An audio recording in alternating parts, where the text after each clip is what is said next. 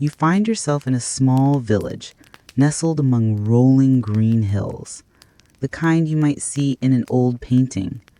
It's the year 1920, and you are a 5-year-old boy named Chung-ho. You don't know much about the world yet, only the feeling of your mother's warm hand in yours and the familiar smell of your brothers and sisters sleeping close together on the heated floor of your family's home. But the world is about to change. One day, you are told to put on your best clothes. A feeling of dread settles in your small stomach. You are a cherished child, a youngest son, but the great weight of your family's legacy is about to shift, and you, a small boy, are the one who will carry it. Your father, a kind man with tired eyes, is the youngest of 2 brothers. His older brother, your uncle, is a man of great wealth and influence, but his household is filled only with the laughter of daughters. In the strict Confucian tradition of the Joseon Dynasty, which, even in the 1920s, still governed the heart of society, the absence of a male heir was a profound tragedy. The family's ancestral rights, known as jesa, depended entirely on the eldest son, or jangnam, to continue the lineage and honor the spirits of the ancestors. Without a son, the family name and all its accumulated history and merit would simply vanish into the wind. So, one morning, you are gently led by your father to your uncle's house. Your heart pounds in your chest, a tiny drum against your ribs. Your uncle, a stern man you rarely saw, smiles at you, but it's a strained, nervous smile. You are told that you will now live here, that you are the son your uncle has always wanted. A curious historical fact about Joseon society is that while adoptions were rare and typically happened only in the absence of a male heir, the practice was almost always confined to adopting a son from within the same clan to preserve the bloodline. Your situation, therefore, was not a simple transaction, but an act of preserving a sacred, multi-generational legacy. It's a strange thought, isn't it, to think that something as personal as a child could be moved to serve a duty so much larger than himself. You are given a new name, one that now ties you to the family's eldest branch. You feel the unfamiliar silence of your new home, so different from the playful noise of your old house. Your cousins, girls a little older than you, look at you with a mix of curiosity and sadness. An eccentric curiosity about the era is that an adopted son was often treated with a formal deference that made him feel both loved and perpetually outside the family circle, as if he were a living monument to an ideal, not a real boy. You feel a new weight on your shoulders, a responsibility you cannot possibly understand.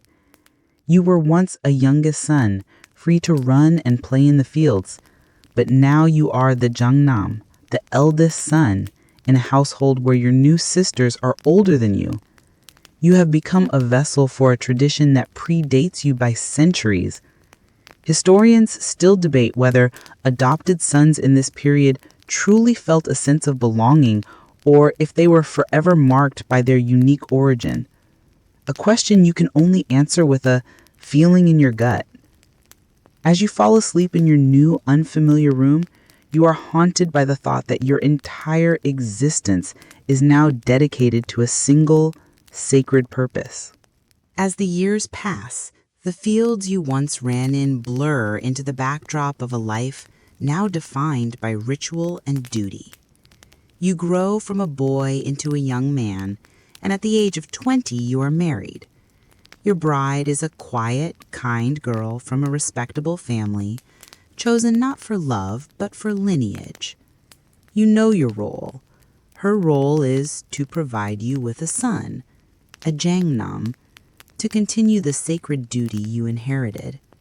Historians note that marriage in Joseon society was less a union of 2 individuals and more a strategic alliance between 2 families to secure a male heir and strengthen social standing.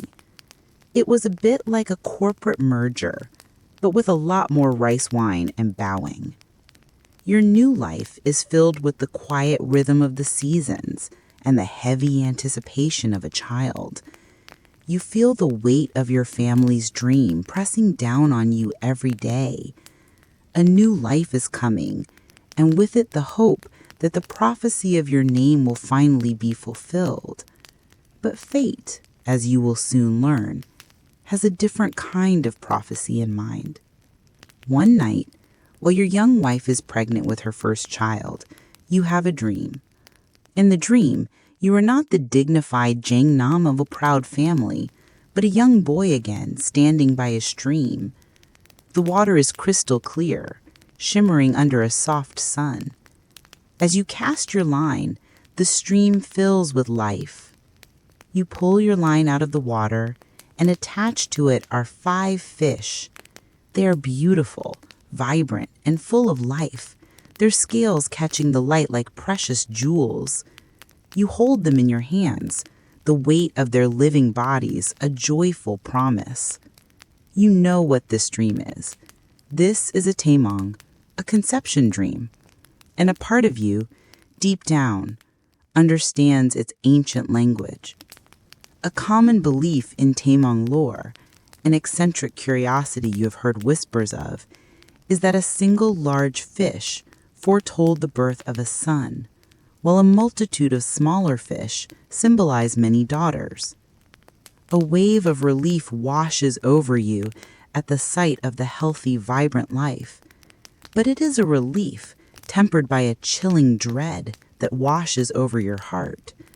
You see the 5 fish, and you know that your home will be filled with the laughter of daughters, not the single son you were adopted to provide. It's a real be careful what you wish for moment, if ever there was one. As you stand up to go home, still holding your precious catch, you notice something. The smallest, most beautiful of the 5 fish has stopped moving. Its vibrant scales have dulled, and its life has faded. Your heart sinks. You know what you have to do.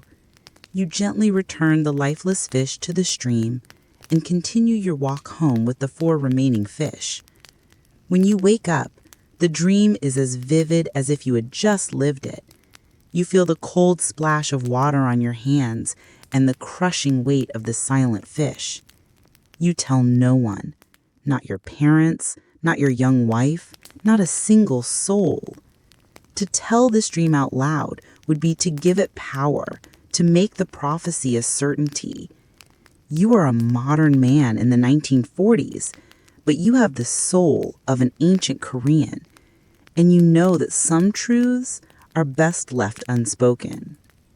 As the years pass, your wife gives birth again, another girl, and then another, and finally a 5th. The prophecy of the 5 living fish has been fulfilled. You have 5 daughters. But the tragedy of the dream doesn't end there. Years later, your 3rd daughter, the one you always saw as being full of quiet light, falls ill and passes away. And as you stand by her small grave, a dark thought takes hold of your mind. This was the fish you threw back into the stream. The dream, you realize, was not just a promise of life, but also a premonition of loss. The quiet despair you felt has now become a heartbreaking reality. Years later, after the 5 girls, 3 boys are born. They are the proof that the lineage is safe. But for them, there was no dream, no prophecy, only silence. The years turn, the decades pass, and the quiet silence of your grandfather's fulfilled prophecy is broken by the sounds of a new era. The year is no longer 1940, but the late 1960s. The ancient traditions still echo in the halls of family homes, but the streets of Seoul, the bustling capital of South Korea, are alive with the vibrant pulse of a nation transforming. The oldest daughter of Chung-ho, the first of the 5 girls, gets married. She is your mother, a young woman full of modern hope and dreams of her own, now carries the weight of a different kind of burden. She is married, and like her mother before her, her greatest duty is to provide a son to continue her husband's family name. This focus on male lineage was a well-known historical fact of this era, a legacy of the Joseon Dynasty's strict patriarchal system that remained deeply embedded in the social fabric even as skyscrapers began to dot the skyline. It's a bit like trying to run on a brand new treadmill, but with your ancestors' heavy robes still dragging on the floor. Before your birth, your mother has a dream. She is not by a stream, but in a quiet meadow, where she sees a beautiful little green snake. It is small and delicate, and she feels an intense protective love for it, a connection so profound that she takes it into her arms. She is no stranger to Taemong. She knows this dream is a message from the universe, and she understands it to be a sign of a new life, a new soul entering her world. She is overjoyed. A curiosity you have heard about is that while most Taemong are filled with grand symbols like dragons or tigers, those involving a small, beautiful snake often foretold the birth of a particularly bright and treasured daughter, a kind of predestined gem. This is a story your mother carries in her heart, a secret hope for the life she is bringing into the world. But the journey is not an easy one. Your mother's pregnancy is difficult and filled with suffering. She is unable to keep food down, and her body, a vessel for a new life, grows thin. People barely notice she is pregnant. You, her firstborn, are a quiet secret growing inside her. Historians still debate the psychological toll of these rigid societal expectations on women of this generation, who were caught between the ancient traditions of their elders and the new modern freedoms of their peers. The immense pressure to produce a son was a silent, constant presence in their lives. Then the great day arrives. You are ready to be born. It is a long, grueling 16-hour labor without a doctor, a nurse, or the relief of medicine. Your mother is at home in the middle of Seoul, and a local midwife is there to help. At one point, your mother, exhausted, feels she can't continue. She stops pushing, and in that moment, in the pain and the fear, your head is squeezed. You are small and fragile. A bone-deep relief washes over your mother when she realizes that your neck, not your head, was spared from the force. If it hadn't been, you wouldn't be here. A Korean couple storyteller sharing this intimate story. Finally, you enter the world. A tiny, frail baby, just skin and bone. Your head is slightly misshapen, and you are a girl. Your father, who had been waiting anxiously, looks at you. He looks again, and then he leaves the house. He does not return that night. His disappointment with the gender and the fragile appearance of his new baby is a bitter pill you will have to swallow. Your mother, in her pain and her exhaustion, never forgives him. She never forgives the society that placed so much more value on a son than on a daughter, a silent anger that will stay with her for the rest of her life. You are born into a world where a dream of a beautiful little snake is a promise of love, but the reality of a girl is a cause for disappointment. 2 years pass. The silent disappointment in your father's eyes is a heavy atmosphere in the home, but your mother is pregnant again. This time, her dream is not of a beautiful, gentle creature, but something entirely different. It is dark, ominous. In her dream, a massive snake, a symbol of a sun in Korean folklore, begins to chase her. It is huge and terrifying, and it follows her all the way to her house. As the snake forces its neck through the front door, your mother's eyes fall on a small axe leaning against the wall. Without a second thought, she grabs the axe and cuts off the snake's head. She wakes up terrified and covered in a cold sweat. She, like her father, understands the language of Taemong. She knows the big snake represents a boy, the son her husband and her family so desperately want. But she cut off its head. She is filled with the terrible, consuming fear that the prophecy is about to be fulfilled in the most tragic way possible. An eccentric curiosity about these dreams is that a severed head in a Taemong often meant a tragic death, but sometimes in a more defiant interpretation, it symbolized a woman breaking free from the suffocating pressure of patriarchy. For your mother, there was no freedom in this dream, only a profound sense of dread. You, as a young child, remember that day. It was a day filled with frantic activity, people coming and going, a blur of motion and hushed whispers. You remember your mother crying, a soft, heartbreaking sound you couldn't understand. And you will not understand the true reason for her tears until you are older. Your younger brother was born at home, delivered by a midwife just like you. But he was born into the world for only a few hours. He was the son your father so desperately wanted, the boy who would have secured the family line. But he was gone as quickly as he arrived. Your mother, for the rest of her life, believed with all her heart that his death was her fault, that the dream was real, and by severing the snake's head, she had unknowingly chosen her son's fate.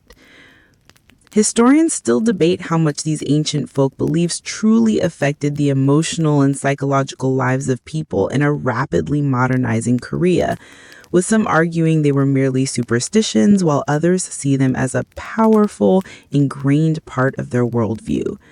For your mother, there was no debate.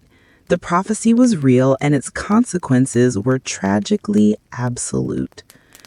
Her grief was a heavy stone she carried for the rest of her life.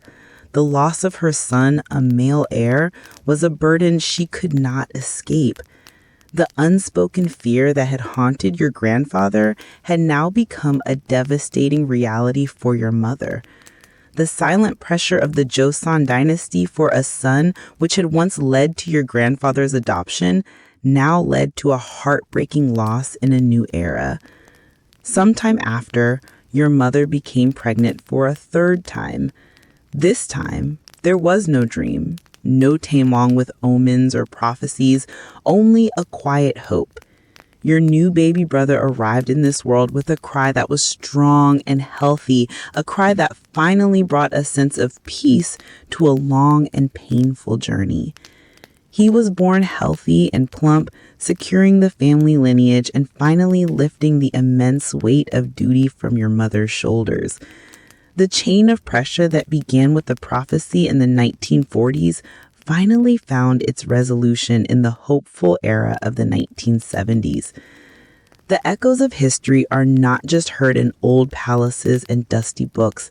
They are felt in the tears of a mother, in the silent disappointment of a father, and in the tragic fate of a child. It's a bit like watching a domino effect of human emotion. One small action in the past can trigger a cascade of consequences that ripple through generations. The weight of that lineage, the unbreakable chain of duty and memory, is what makes a family a family. Your family story is proof that the most profound history is not about a king's victory or a dynasty's fall, but about the quiet, heartbreaking, and courageous lives lived in between. You've walked through the memories of an adopted son, a young man haunted by a prophetic dream, and a mother who carried the immense weight of expectation. You have seen how the legacy of the Joseon dynasty wasn't just a list of kings and battles, but a living force that shaped the destinies of ordinary people. You've journeyed through two different Taemong dreams, discovering how ancient beliefs can define a family's hope and its heartbreak. History isn't just about the facts, it's about the human story, the feelings, the struggles, and the quiet courage of people just like you. The purpose of this journey is to connect the past to the present, showing that the echoes of our ancestors can still be heard if we listen closely enough. Now, as the narrative comes to a close, I invite you to reflect on your own family's stories. What are the echoes of history that have shaped your life? Drop a comment below and share your thoughts. Your story, like this one, is an invaluable piece of the human tapestry, and it deserves to be told. If you enjoyed this journey into cinematic history, be sure to hit that like button and subscribe to the channel. I'm committed to bringing you more historical narratives that feel this personal, and your support helps me bring these stories to life. Until our next journey into history, remember that the past is never truly gone. It's just waiting for us to find it, one story at a time. The journey awaits.